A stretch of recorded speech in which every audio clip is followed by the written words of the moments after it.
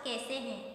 उम्मीद करती हूँ भगवान धन्वंतरी आप सभी को स्वस्थ रखे होंगे। मैं जिस संदर्भ को शुरू की थी आयुर्वेद में विभ्रंशता के बारे में, उसी में आगे और एक कड़ी जोड़ना चाहती हूँ। जैसे आचार्य बागभट्ट का संदर्भ मैंने उठाया था कि पहली बार उन्होंने आयुर्वेद को कमज़ोर करने की प्रयास किए। मेरे उनके नाम लेने का मतलब ये नहीं कि सिर्फ आचार्य बागभट्ट ने ही आयुर्वेद को विभ्रंश किए हैं, वो शुरुआत किए हैं। और भी आगे मैं प्रमाण के साथ बताऊंगी आगे कैसे गड़बड़ी हुई है, पर शुरुआत उन्होंने किए हैं, इसीलिए पहला जो दोष किए उनको ज़्यादा दोषी ठहराया जाएगा। जो बागभट्ट के अष्टांग हृदय ग्रंथ है उसके लास्ट पेज को हम विचार करेंगे 2-3 श्लोक को लेकर, जो कि प्रमाण देता है कैसे उन्होंने जो हमारे मूल ग्रंथ चरक सुश्रुत आदि संहिता को कमजोर किए हैं। एक श्लोक है जिसमें उन्होंने बता रहे हैं, यदि चरकम अधीते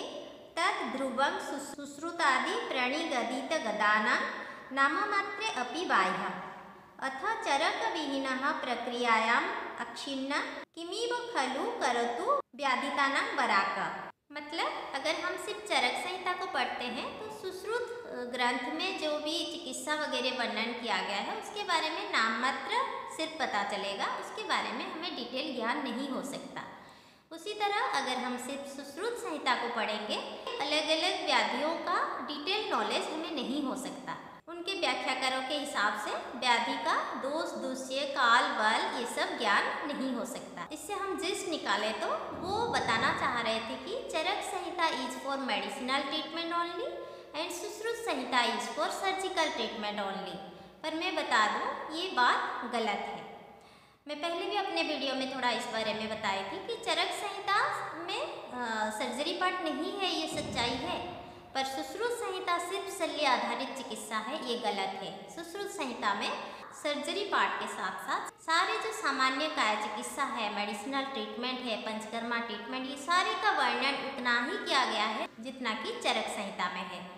तो ये कहकर हमें कहीं ना कहीं सुश्रुत संहिता के ज्ञान को हमसे दूर रखा गया, जिसके कारण आज हमारे CCIM के सिलेबस में सुश्रुत संहिता पढ़ाया ही नहीं जाता है। तो बहुत बड़ा एक धोखे में हमें रखा गया है। उसके आगे चल के और एक श्लोक के बारे में बताना चाहती हूँ। वाते पित्ते श्लेष्म शांतौ च पथ्यं तैलं सर्पी माक्षिकं च क्रमेण एतद् ब्रह्मा भावतां ब्रह्मजो वा का निर्मन्य वक्तृभेद शक्ति अशक्ति। मतलब बात, पित्त और कफ के सामान के लिए जो कहा गया है कि तेल बात को शांति करता है, पित्त को घी एवं कफ को शहद मतलब हनी शांत करता है। ये ज्ञान चाहे ब्रह्मा बोले या फिर ब्रह्मज मतलब सनकादि ऋषि बोले, उनका शक्ति समान होता है। कोई अलग बंदे कहने से उसका शक्ति में कोई अंतर पांतर नहीं होता है। ये कहने से इनडायरेक्टली एक मतलब निकलता है कि ब्रह्मा की शक्ति को यहाँ कहीं ना कहीं कमजोर करने की कोशिश किया गया है। भगवान ब्रह्मा को आयुर्वेद की सृष्टिकर्ता के हिसाब से जो मानते हैं, इस बात को कहीं ना कहीं यहाँ कमजोर किया गया है, जो मैं पहले अपने वीडियो में बताई थी।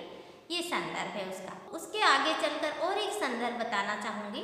ऋषि प्रणीते प्रतिश्चन मुक्ता चरक सुश्रुतो भेड़ात्य किं न पथ्यन्ते तस्मात् ग्राह्यं सुभाषितम्। मतलब ऋषि प्रणीत ग्रंथ में इतना रुचि है तो भेड़ आदि ग्रंथ को क्यों नहीं पढ़ते हो? वो भी तो ऋषियों के द्वारा ही लिखा गया है। इसका मतलब वो चरक सुश्रुत के ऊपर कहीं ना कहीं उनका क्रोध यहाँ साब्यस्त होता है। उनके ग्रंथ लिखने के बाद भी हो सकता है लोग चरक सुश्रुत को ही ज्यादा आदृत करते होंगे, जिसके वजह से उनका इरिटेशन भाव या फिर ईर्षा भाव यहाँ प्रकाश होती है। इस तरह करके उनके ग्रंथ के ये अंतिम चैप्टर से पता चलता है वो उनका ग्रंथ के बावजूद भी जो उद्देश्य, जिस उद्देश्य से ये ग्रंथ रचना किए थे, वो उनका सफल नहीं हो रहा था। इसको देखकर उन्होंने अपना क्रोध प्रकाश किया है एक प्रकार का। तो ये मैं बताना चाहूँगी, ये जो उनका सोचना था ये गलत था। कभी भी उनका ग्रंथ चरक सुश्रुत के आगे समान नहीं हो सकता। यद्यपि उन्होंने कोशिश किया आयुर्वेद को सरल करने के लिए, ताकि लोगों को चरक सुश्रुत आदि अन्य अलग अलग ग्रंथ ना पढ़ के सिर्फ एक ही ग्रंथ पढ़ने से हो जाएगा चिकित्सा कार्य, पर ये सफल इसलिए नहीं हो पाया क्योंकि उन्होंने अपने ग्रंथ में पूरे ज्ञान को आदृत नहीं कर पाया, जो कि सुश्रुत संहिता में निमितंत्र का किया था। जिसके कारण आज निमि तंत्र उपलब्ध नहीं है, ना कि उसकी कोई कमी हमें महसूस होती है। अतः जो डेविएशन किए ओरिजिनल ज्ञान से तथा पूरी तरह ज्ञान को सही तरह से एस्टेब्लिश ना कर पाने के कारण विद्वानों ने फिर से वही चरक सुश्रुत ग्रंथ को भी पढ़ने लगे।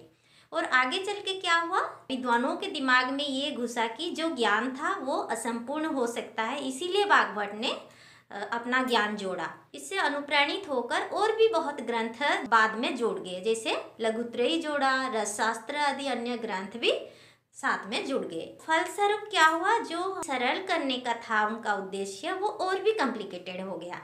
विद्यार्थियों को ज्यादा ज्ञान याद करना पड़ा। चरक सुश्रुत के ज्ञान के साथ साथ अष्टांग संग्रह, अष्टांग हृदय का ज्ञान, साथ में और भी लघुत्रयी का ज्ञान, इस तरह करके ये इतना विशाल समुंदर जैसा हो गया। धीरे धीरे हम खर्च चंदन भारवाही बन गए।